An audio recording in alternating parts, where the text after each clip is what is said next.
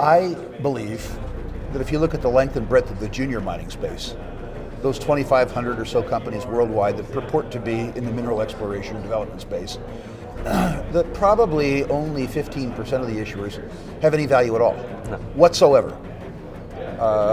I fully agree, actually. So if you do a 1 cent rights offering in a company that's worth nothing, that still means it has farther to fall. I'm not suggesting that company was worth nothing. What has been useful for me is that the whole market has been declining. The good, the bad, and the ugly. And there's no necessary requirement that I invest in the bad or the ugly, only the good. From my own personal standpoint, I am trying to be very active in the junior market in the private placement side. The issuers have played chicken with capital markets, thinking the capital will get cheaper. They've lost that bet. Now they need to raise capital, and they need to raise capital on terms that are as attractive to investors, I think, as they were 5 years ago, which is all I need. Well, you like warrants, obviously. I do. Full 5 year warrants. I've seen a lot of those lately. I did a deal about 2 weeks ago on a company that's here exhibiting, Empress Royalty. Mm-hmm. I believe that Empress was selling at a 50% discount to what I could sell their assets for in the private market. So I wrote them a deal that was an above market deal. In other words, I did the private placement above market because it was so illiquid I couldn't have got a position. And they gave me a full 5-year warrant, which means I participate in the upside growth of the company. I gave them a fair equity deal in that I paid a premium to market, but a discount to net asset value. And these are people that I've come to know and respect. I believe that I can help them grow. This is the type of market where professional investors can get sort of once a decade scores. Yeah, sounds like it, absolutely. And I think it's only getting cheaper because we got tax loss selling looming as well. Like, what's your opinion on tax loss selling? I haven't made up my mind yet. It'll be a little less brutal this year because people don't have gains in other sectors to offset. Yeah. There's no Bitcoin crypto craze this year, or pot, weed stocks to sort of offset that, I think. People in the US aren't taking capital gains on real estate because those prices went to real estate heaven. Yeah. So the idea that you're offsetting gains in other places with losses in resources, given the state of the broad market, I think is less critical.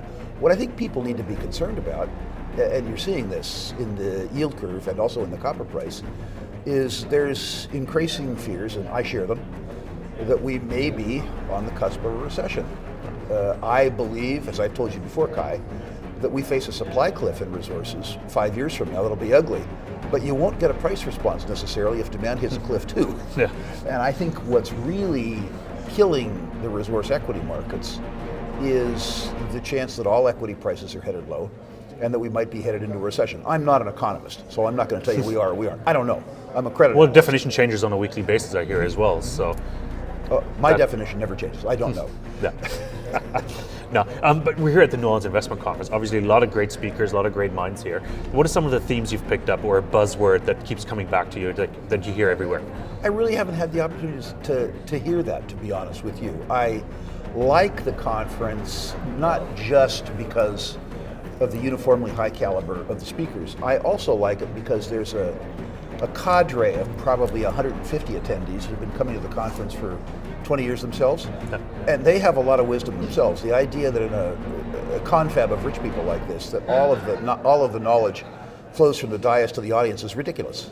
It's absolutely ridiculous. And so I've enjoyed the conversations I've had with individual investors in terms of their expectation around the market, what they thought was cheap and why. That's been very useful to me.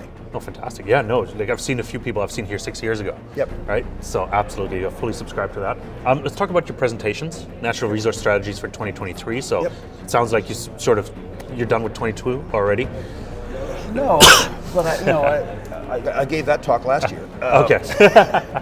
What I think I'm trying to do is ask investors to invest in themselves a little bit, understand their risk tolerance, understand their educational levels, understand their time frames, and in particular to understand the difference between probabilities, which is to say capturing market beta, and possibilities, which is to say chasing alpha. There are investors for whom uncertain time frames, volatility, and risk are attractive. There's this one guy named Rick Rule who likes all those things. Yeah. For many investors, they don't have the psychological stability or frankly the financial stability to take the risks. And they need to identify that in themselves now. There's going to be a lot of money made in the next 10 years in the natural resource business. And for many investors, constructing a portfolio that is Franco-Nevada, Exxon, BHP, Rio Tinto, I mean, my expectation is over 10 years that those portfolios will generate 300% return, just on the beta side, paying dividends while you wait. For most investors, that's probabilistic. It's more likely than not to happen.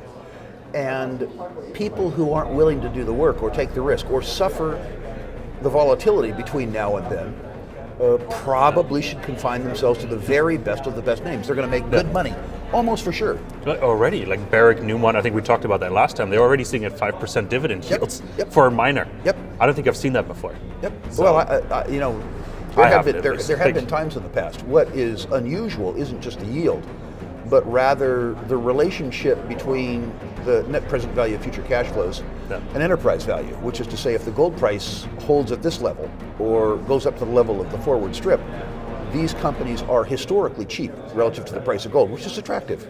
Absolutely. Well, that's where you make your money. That's right? about probability, right?